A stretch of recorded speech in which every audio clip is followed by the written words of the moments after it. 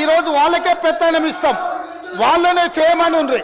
ఈరోజు ఏ రకంగా మేడిగడ్డలో నీళ్లు నింపుతారో, మేడిగడ్డ నుంచి నీళ్ళు ఎత్తి అన్నారంలో పోస్తారో, అన్నారంలో నుంచి సుందీలలో ఎట్లా పోస్తారో బాధ్యత వాళ్ళని తీసుకోమని ఉండ్రి అధ్యక్ష.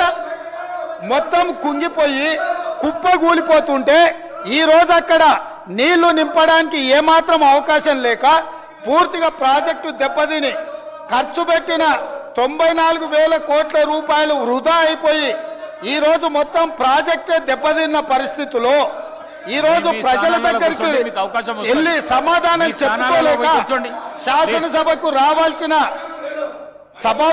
ఉపనాయకుడు ఇక్కడ సభలోకి రాకుండా పారిపోయి ఈరోజు చర్చ చేద్దామంటే రాకుండా ముఖ్యమంత్రి గారిని పట్టుకొని ఇట్లా మాట్లాడొచ్చా అధ్యక్ష?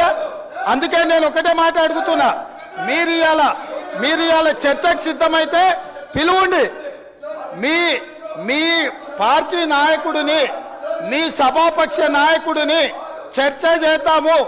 రేపు సాయంత్రం వరకైనా కాళేశ్వరం ప్రాజెక్టు మీద, గోదావరి జలాల మీద ఈ ప్రభుత్వం చర్చ చేయడానికి సిద్ధంగా ఉంది.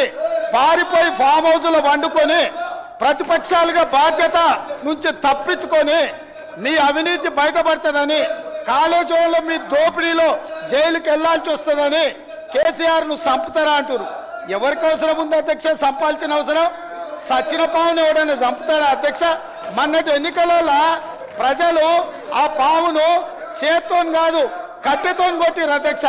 ఆ పాము ఆల్రెడీ సచ్చింది, సచిన పావును చంపాల్సిన అవసరం మాకే ఉంది అధ్యక్ష.